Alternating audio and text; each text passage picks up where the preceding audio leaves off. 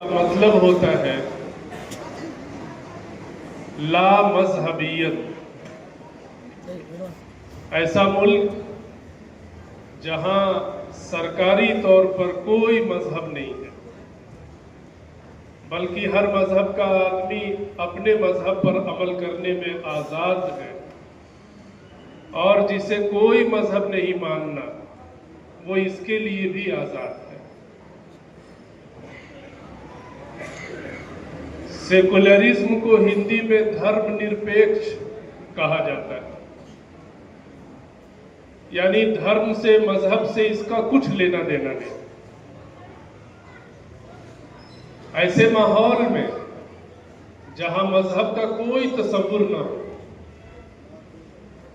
ایسے ماحول میں مرنے کے بعد کیا ہوگا یہ سوال بیکار ہو جاتا ہے۔ مرنے کے بعد کیا ہوگا اس کا جواب مذہب ہی دے سکتا ہے۔ سیکولر ملک میں مرنے کے بعد کیا ہے سماج کا حصہ ہی نہیں ہے، یہ سوال ہی بیکار ہو جاتا ہے۔ اسی طریقے سے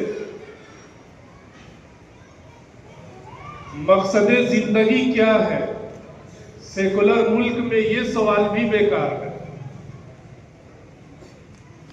اسی طریقے سے یہ کائنات کسی کے اشارے پر چل رہی ہے یا یہ کائنات یوں ہی بنی اور یوں ہی چل رہی ہے۔ آپ سیکولر ملک اور سیکولرزم کے ماحول سے پوچھئے تو آپ کو جواب ملے گا کہ جیسے اس دنیا میں بہت سارے جانور زندگی گزارتے ہیں، پیدا ہوتے ہیں، کھاتے پیتے ہیں اور مر جاتے ہیں، انسان بھی اس کائنات کا بہت اچھا جانور ہے۔ اسے بھی پیدا ہونے کے بعد کھاتے پیتے عیش مستی کرتے ہوئے اس دنیا سے چلے جانا ہے۔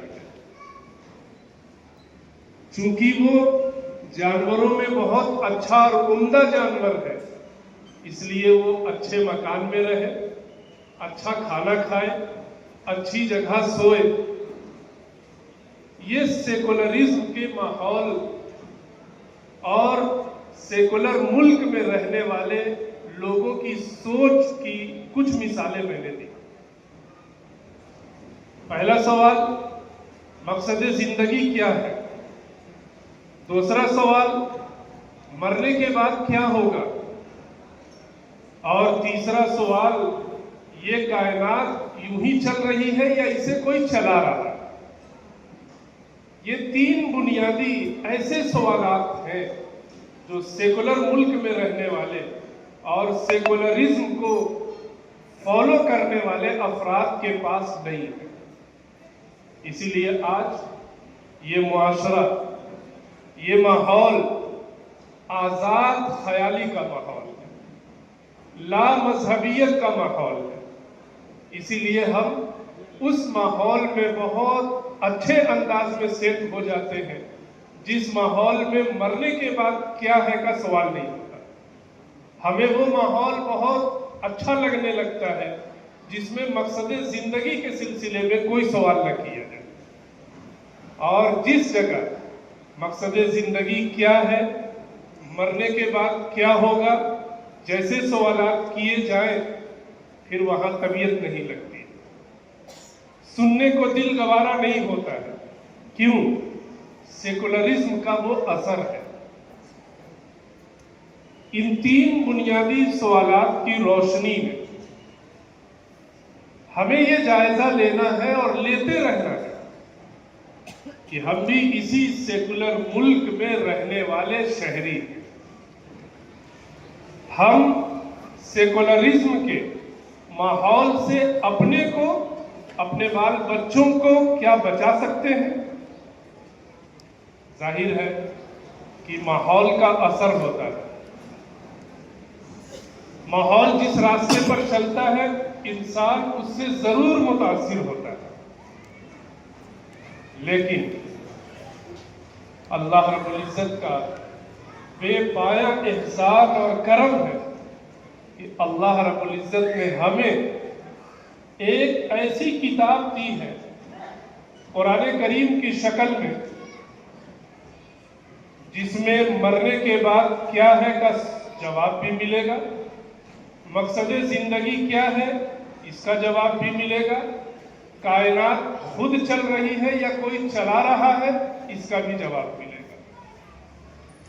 اس کا سیدھا سیدھا مطلب یہ ہوا کہ سیکولر ملک میں رہنے والے مسلمانوں کی سب سے بڑی ذمہ داری یہ ہے کہ وہ سیکولر ملک میں رہتے ہوئے، سیکولرزم کے ماحول میں سانس لیتے ہوئے، ان تینوں سوالات کے جوابات اپنے دل و دماغ میں مستحضر رکھیں، آنے والی نسلوں کو بتائیں کہ مرنے کے بعد کیا ہوگا، اپنے بچوں کو بتائیں یہ کائنات یوں ہی نہیں چل رہی ہے، کوئی چلا رہا ہے، اپنے بچوں کو بتائیں ایمان کیا ہے، اپنے بچوں کو بتائیں رسالت کیا ہے، اپنے بچوں کو بتائیں آخرت کیا ہے۔ اور یہ جبھی معلوم ہوگا جب ہم اور آپ قرآن کریم جیسی مقدس کتاب سے اپنا رشتہ استوار کریں۔ اس تمہید کے بعد اگر میں یہ کہوں کہ اس پوری کائنات کے لیے اور اس پوری کائنات میں رہنے والے تمام انسانوں کے لیے اور بالخصوص ہمارے اس سیکولر ملک میں رہنے والے تمام انسانوں کے لیے، چاہے وہ ہمارے برادران وطن ہوں، چاہے وہ عیسائی بھائی ہوں، چاہے وہ بدھسٹ ہوں، پارسی بھائی ہوں، اور چاہے اسلام کے نام پر گمراہ فرقے ہوں، ان سب کے لیے اگر قرآن کریم کا کوئی آفاقی پیغام ہے تو وہ یہ کہ انسان سوچے مرنے کے بعد کیا ہوگا، انسان سوچے اس کائنات کو کون چلا رہا ہے، انسان سوچے کہ مقصد زندگی کیا ہے۔ اور یہی قرآن پوری انسانیت کو یہی پیغام دیتا ہے۔ اس پیغام کو اگر مذہب کی زبان میں کہا جائے اور برادران وطن تک پہنچایا جائے تو یہ کہا جا سکتا ہے کہ قرآن کریم کا آفاقی پیغام انسانیت کے نام خاص طور پر 3 عقیدوں کی نشر و اشاعت اور مسلمانوں کے حق میں ان 3 عقیدوں کا استحکام۔ نمبر 1 توحید، نمبر 2 رسالت اور نمبر 3 فکر آخرت۔ قرآن کریم کو اگر سمیٹا جائے، اس کے مضامین کو سمیٹا جائے اور انسانیت کو انہی سمیٹے ہوئے مضمون کو پیغام کی شکل میں پہنچایا جائے تو یہی 3 عقیدے۔ اللہ ایک ہے، ذات کے اعتبار سے بھی، صفات کے اعتبار سے بھی۔ یہی پیغام ہمارے ملک میں رہنے والے تمام انسانوں کے لیے ہے کہ وہ آئے اور سمجھے، قرآن لے اور پڑھے کہ اللہ ایک ہے، اس کے سوا کوئی معبود نہیں۔ اللہ کی وحدانیت کا پیغام اس کائنات کا سب سے بڑا پیغام ہے اور اللہ کی وحدانیت اس کائنات کی سب سے بڑی حقیقت ہے۔ اسی طریقے سے رسالت، نبی اکرم صلی اللہ علیہ وسلم جو خود صاحب قرآن ہیں، ان پر ایمان لانا، ایمان لانے کے بعد ان کی تعلیمات پر خود عمل کرنا اور ان کو آخری پیغمبر خیال کرنا، یہ بھی قرآن کریم کا دوسرا سب سے بڑا پیغام ہے جو تمام انسانوں تک پہنچنا چاہیے۔ اور آخرت، لیکن بہت افسوس کے ساتھ یہ بات عرض کی جا سکتی ہے کہ یہ تینوں عقیدے، عقیدہ توحید، عقیدہ رسالت اور عقیدہ آخرت، اس میں ہم مسلمان اور ہمارے بچے بھی بہت کمزور ہوتے چلے جا رہے ہیں۔ ضرورت اس بات کی ہے کہ ہم توحید کے چراغ کو بھی نہ صرف یہ کہ جلائیں، اس چراغ سے تاریکی، کفر، شرک، عیسائیت، یہودیت، ہر طرح کے عقائد کی تاریکیوں کو ختم کرنے کی کوشش کریں۔ ہمارے گھروں میں عقیدہ توحید کا تذکرہ ہونا چاہیے۔ ہم اپنے بچوں کو بتائیں کہ توحید کیا چیز ہے۔ میں ایک چھوٹا سا واقعہ سناؤں کہ ہمیں اپنے بچوں کی تربیت توحید کے پہلو سے کیسا کرنا چاہیے۔ حضرت خواجہ قطب الدین بختیار کاکی رحمۃ اللہ علیہ، جو ابھی بچے ہیں، ابھی وہ سلسلہ چشتیہ کے تاجدار نہیں بنے ہیں، ابھی بچے ہیں۔ ماں نے فیصلہ کیا کہ بچے کے دل و دماغ میں توحید کے مضامین کو پیوست کرنا ہے۔ اس جلسے میں ہماری مائیں اور بہنیں بھی ہیں، ان کے بھی بال بچے ہیں، ذرا سنیں بچوں کی تربیت کیسے ہوتی ہے۔ ماں نے فیصلہ کیا قطب الدین کی تربیت توحید پر کرنی۔ ماں نے ایک پلان بنایا۔ بچے کو بھوک لگی، بچہ حسب عادت ماں سے ہی کھانا مانگتا ہے۔ ماں نے کچھ روٹیاں پکائی، الماری میں چھپا دیا اور کہا، جب بچے نے کہا ماں بھوک لگی ہے، تو ماں نے کہا کہ بیٹا، روٹی دینے والا کوئی اور ہے، رازق کوئی اور ہے، کھانا کوئی اور دیتا ہے۔ جو دیتا ہے اسے رازق کہتے ہیں، جو دیتا ہے اسے مالک کہتے ہیں، جو دیتا ہے اسے خدا کہتے ہیں، اور وہ ایک ہی ہے۔ مجھ سے کیسے مانگ سکتے ہیں؟ مجھ سے نہ مانگو، اللہ سے مانگو، رازق سے مانگو، خالق سے مانگو۔ بچہ سادہ دل، بچے نے کہا کہ کیسے مانگنا ہے؟ ماں نے دوسرا سبق توحید کا پڑھایا، مصلی بچھاؤ، بیٹھو اور رب کے سامنے ہاتھ پھیلاؤ اور کہو، اے اللہ، بھوک لگی ہے، روٹی دیجیے۔ بچہ اسے آپ جو کہے وہ کرے گا۔ بچے نے مصلی بچھایا، اللہ سے دعائیں مانگی، کافی دیر ہو گئی، روٹی تو نہیں آئی۔ بچے نے بہت معصومیت سے ماں سے کہا کہ ماں، آپ نے کہا رازق سے روزی مانگو، میں نے مانگا، ابھی تک کچھ ملا نہیں۔ ماں نے کہا، بیٹا، وہ خدا رزق دینے کا وعدہ کرتا ہے، رزق ہاتھوں میں نہیں دیتا، رزق تلاش کرنا پڑتا ہے۔ جاؤ تلاش کرو۔ جیسے پرندے گھونسلے سے صبح اڑتے ہیں، انہیں نہیں معلوم کہ ہمیں رزق ملے گا یا نہیں ملے گا، لیکن اللہ کی ذات پر بھروسہ کر کے وہ اڑتے ہیں اور خالی پیٹ نکل کر، پیٹ بھر کر اپنے گھونسلے میں واپس آتے ہیں۔ جاؤ تلاش کرو۔ ماں نے روٹیاں الماری میں چھپا رکھی تھی، بیٹے نے تلاش کیا، ادھر ادھر دیکھا، الماری کھولی، روٹی ملی۔ بچے کے دل و دماغ میں توحید کا ایسا سبق بیٹھا کہ وہ روزانہ اللہ کے سامنے ہاتھ پھیلاتا، روٹیاں مانگتا، ماں کہیں چھپا کر رکھتی، وہ تلاش کرتا ہوا جاتا اور روٹیاں اسے مل جاتی، اور ہوتے ہوتے ہوتے ہوتے اس کے دل و دماغ میں، رگ و ریشے میں، خون میں توحید کا خون دوڑنے لگا۔ ایک روز اللہ کی شان، ماں کسی رشتہ دار کے یہاں گئی ہوئی تھی، بیٹا مکتب سے آیا، مصلی بچھایا، اللہ سے دعائیں مانگی۔ ادھر ماں کا برا حال کہ آج تو میں نے روٹی الماری میں نہیں رکھی ہے، مجھے دیر ہو چکی ہے۔ ماں دوڑ رہی ہے، دل کا رشتہ رب سے جڑا ہوا ہے، ماں دعائیں مانگتی ہوئی دوڑ رہی ہے، اے اللہ، میں نے قطب الدین کی پرورش توحید پر کی ہے، میری پرورش کی لاج رکھنا، آج راز کھل نہ جائے۔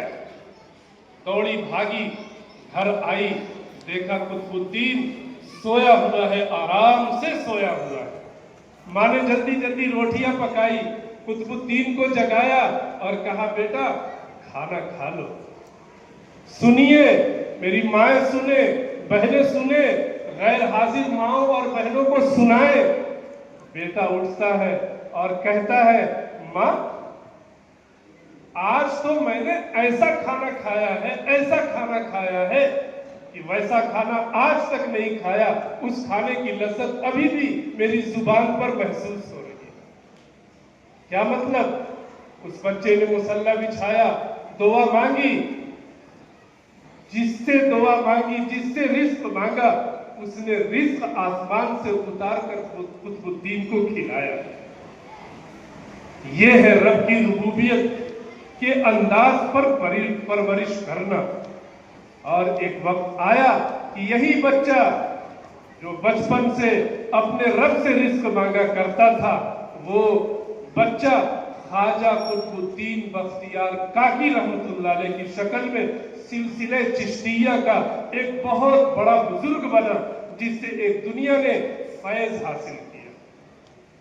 آج ضرورت اس بات کی ہے کہ ہم بھی اپنے بچوں کی ایسی تربیت کریں۔ رسالت قرآن کریم کا بہت بڑا پیغام ہے، لیکن آج ہم غیروں کو کیا پیغام دیں؟ ہمارے بچے اسکول کالج میں پڑھنے والی بچیاں رسالت کے مضمون سے، رسالت کے عقیدے سے، رسالت پر ایمان کی مضبوطی سے خالی۔ رسالت پر ایمان یہی وہ جواب ہے جو ہمیں بتائے گا کہ مرنے کے بعد کیا ہوگا، اور مرنے کے بعد کسے سزا ملے گی اور کسے اچھا بدلہ ملے گا۔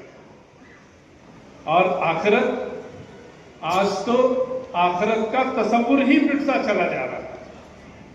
سیکولرزم کا ہی اثر ہے کہ آج آخرت کے سلسلے میں کوئی سوال نہیں ہوتا، کیونکہ سیکولرزم کا فلسفہ ہی ہے کہ نہ کوئی خدا ہے، نہ کوئی مذہب ہے، نہ کوئی رسول ہے، اور نہ مرنے کے بعد کوئی دوسری زندگی ہے، نہ قبر ہے، نہ حشر ہے، کچھ بھی نہیں۔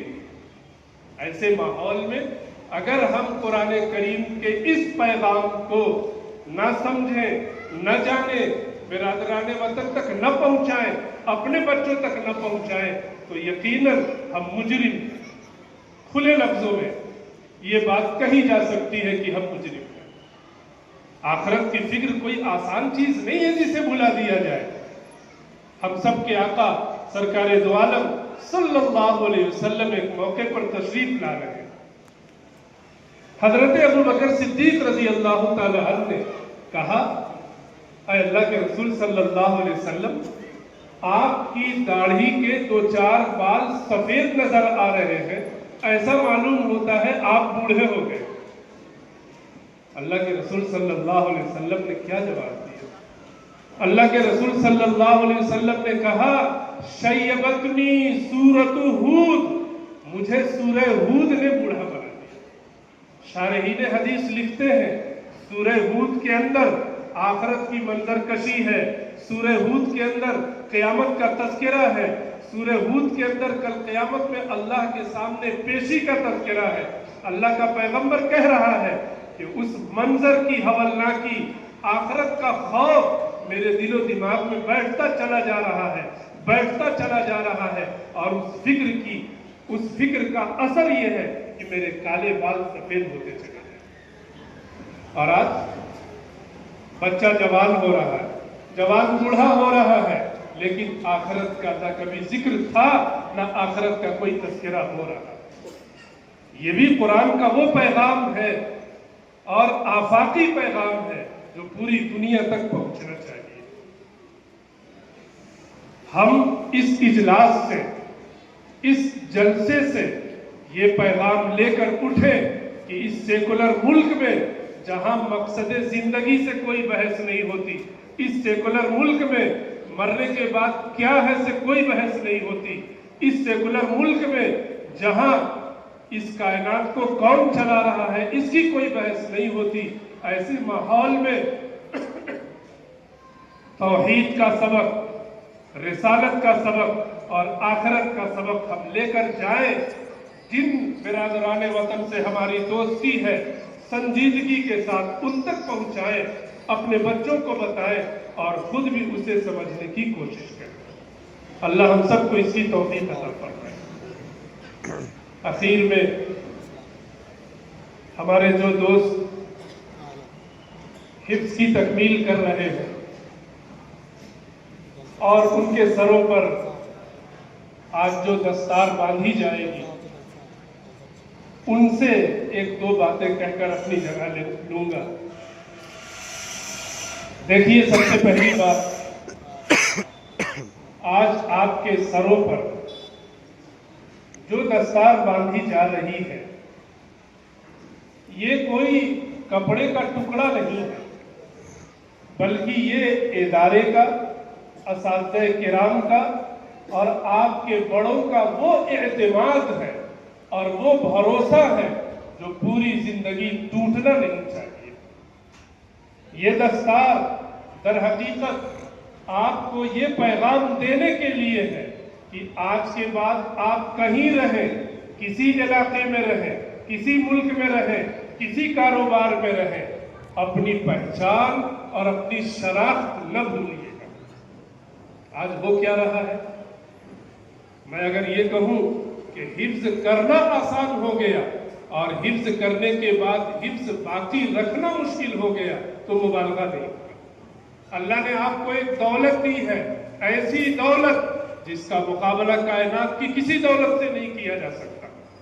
इस दौलत की हिफाजत भी करनी है। आज से आपको एक निस्बत हासिल हो रही है। कल को अगर आप कुछ गलत काम कर रहे होते या करते तो कोई यूं कहता नुअमान ने ऐसा किया है, लेकिन आज के बाद इस दस्तार के साथ अगर आपने कोई गलत काम किया, कोई गलत बात की, तो कहेंगे हाफिज साहब ऐसा करते। आज से आपकी निस्बत कुरान की तरफ है। आप कुरान की कदर कीजिए, कुरान की हिफाजत कीजिए और इस दस्तार को जो एतमाद और भरोसे की शक्ल में आपको दी जाएगी, ता जिंदगी इसकी हिफाजत और इसके तकाज़ों पर अमल करने की भरपूर कोशिश कीजिए। एक हदीस सुनाकर मैं बात खत्म करूं, चूंकि यहाँ बहुत से बच्चों के वालिदैन भी आए होंगे।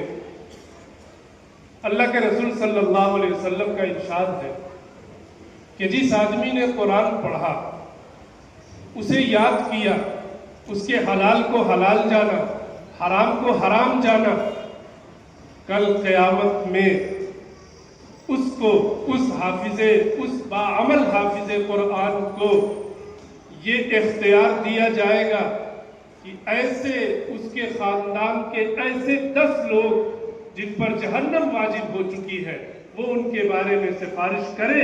अल्लाह रब्बुल इज्जत उसकी सिफारिश कबूल फरमाकर जिन लोगों पर जहन्नम वाजिब हो चुकी थी, उसे वहां से निकालकर जन्नत में दाखिल करते हैं। ये कितनी बड़ी सआदत है वालिदैन के लिए, खानदान के लिए। और इसी पस मंजर में हर साहिब औलाद को अपने बच्चों को हाफिज़े कुरान बनाने की कोशिश करनी चाहिए कि कल क़यामत में अगर हमारी गाड़ी फंस गई, क्या पता हमारा बच्चा, हमारी बच्ची जो हाफिज़े कुरान थे या थी, वो हमारी गाड़ी निकाल कर बआफियत जहन्नम से जन्नत में पहुंचा देंगे। और अल्लाह के रसूल सल्लल्लाहु अलैहि वसल्लम ने फरमाया कि कल क़यामत में हाफिज़े कुरान के वालिदैन के सरों पर नूर का ताज, ऐसा ताज रखा जाएगा कि अगर उस ताज को इस दुनिया में किसी कमरे में उतार दिया जाए तो ऐसा महसूस होगा जैसे आसमान से सूरज किसी कमरे में उतार दिया गया। और जब उसके वालिदैन का ये एजाज, तो खुद साहिबे कुरान का एजाज क्या होगा, जरा सोचिए। लोग कहते हैं और इसी सोच की बुनियाद पर अपने बच्चों को हाफिज़े कुरान नहीं बनाते कि हमारा बच्चा खाएगा कहाँ से, हमारा बच्चा अगर मदरसे में पढ़ेगा, पढ़ाएगा, कितनी तनख्वाह मिलेगी। ये सोच इंतहाई गलत सोच है। आप अपने बच्चे को हाफिज़े कुरान बनाइए हुजूर अकरम सल्लल्लाहु अलैहि वसल्लम की हदीस में मौजूद बशारतों को हासिल करने के लिए। लोग तो कहेंगे, और लोगों का तो अजीबोगरीब किस्सा है, वो एक तरफ कहते हैं हम अपने बच्चों को हाफिज़े कुरान नहीं बनाते, या अगर खानदान के کے کسی شخص نے اپنے بچے کو مدرسے میں ڈالا تو بھپتیاں کستے ہنستے، یہ دیکھو اس نے اپنے بچے کو مدرسے میں ڈال دیا، یہ کیا کھائے گا، کیا پیے گا، کیا کمائے گا، کہاں سے مکان بنائے گا۔ ایک طرف تو یہ کہتے، اور دوسری طرف آپ نے سنا ہوگا وہ یہ بھی کہتے ہیں مولوی بہت کھاتا ہے۔ اب ذرا سوچئے، ایک طرف کہتے حافظ قرآن بنا رہے یہ کھائے گا کہاں سے، اور وہی ظالم دوسری طرف یہ کہتا ہے کہ مولوی بہت کھاتا ہے۔ یہ سوچ نکالیے اور قرآن کریم سے اپنا رشتہ مضبوط کیجئے۔ ہر صاحب اولاد یہ نیت کرے کہ میں بھی اپنے بچے کو یا بچی کو حافظ قرآن ضرور بناؤں گا، اگر نہ بنا سکے یا موقع نہیں مل سکا تو کسی حافظ قرآن کی کفالت کر کے اس کے حفظ میں اور اس کی بشارتوں کو حاصل کرنے کے حصے دار بننے کے طور پر یہ کوشش کریں گے انشاءاللہ۔ اور آپ کے علاقے میں، آپ کے محلے میں جتنے مدرسے اور مکاتب ہیں وہ اسی قرآن کریم کے حفظ اور اس کے مضامین کو پھیلانے اور قرآن کریم کے آفاقی پیغام کو انسانیت تک پہنچانے کے مراکز ہیں، انہیں بھی خوب مضبوط کرنے کی پوری کوشش کریں۔